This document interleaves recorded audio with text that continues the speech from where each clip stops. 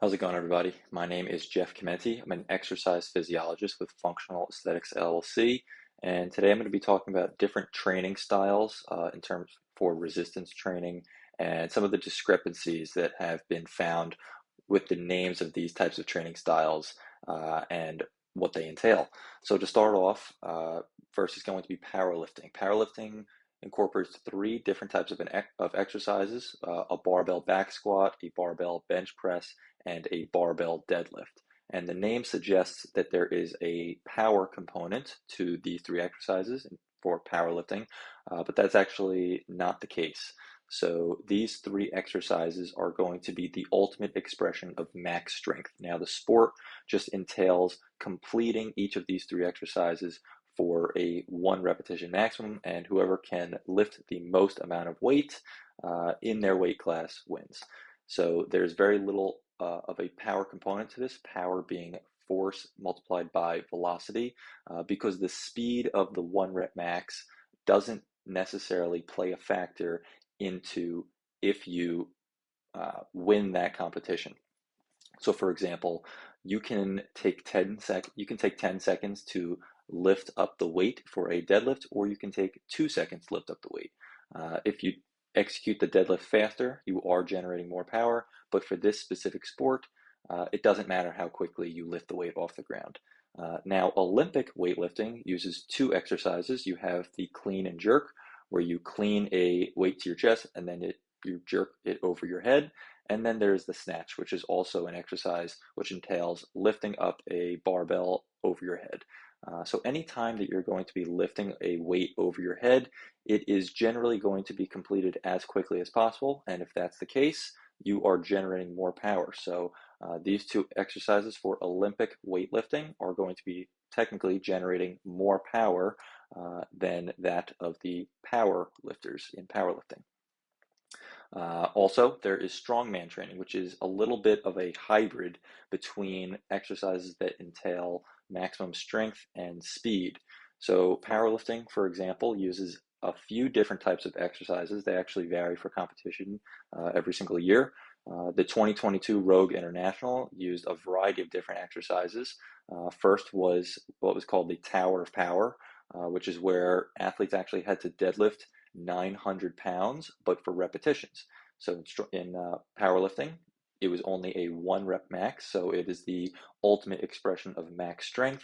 But here in strongman training, their deadlift was for reps. So these athletes are very strong, but they might not be quite as strong as the powerlifters. Other exercises in strongman training was the Hasselfell sandbag carry.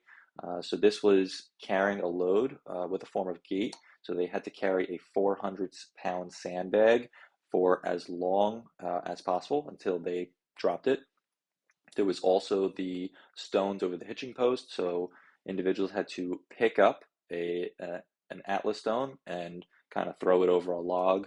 And these loads range anywhere from 275 pounds to 420 pounds. And then there's my personal favorite, which is where I did my thesis defense in, and this is exercises like the farmer's carry. So the farmer's carry in 2020 for the World's Strongest Man competition just entailed picking up 660 pounds in the form of a farmer's walk and carrying it for time. So whoever can carry that weight the farthest over 1 minute.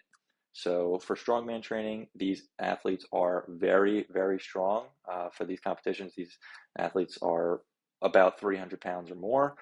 So they're very strong, maybe not quite as strong as the powerlifters, but they are very fast as well, and they need to have really good muscular endurance. They're carrying loads as far as possible for as long as possible, really within 1 minute or 2 minutes. And they are often exhibiting a lot of functional strength. And I know that term is thrown around very loosely at times, but this is going to be walking under loaded conditions, like on a yoke walk with a farmer's carry, carrying loads, and then picking things up that are really heavy or carrying them around. So the last one that kind of rounds all of these out is increasing your muscle cross-sectional area, and that is most or best accomplished with hypertrophy athletes. So these are going to be the bodybuilders, and their job is to pack on as much muscle as possible, but really with no performance test. So it's kind of a lot of show and no go. They'll be packing on as much muscle as possible to attain the best physique as possible. So they're going to have a much better physique than the powerlifters, the strongman athletes, and the Olympic weightlifters, but they're not going to be generating the power that an Olympic weightlifter does. They're not going to be quite as strong as the powerlifter, and they're not going to be moving as quickly as the strongman athletes. So that kind of rounds out all of the resistance training athletes and how those names can be confusing, but I hope that clears it up. Thank you for watching, and tune in. I'll be covering a little bit of muscle physiology and muscle morphology in future posts, talking about type 1 and type 2 muscle fiber types and why training for each of those could be beneficial for you in different instances. So thank you for watching. Bye.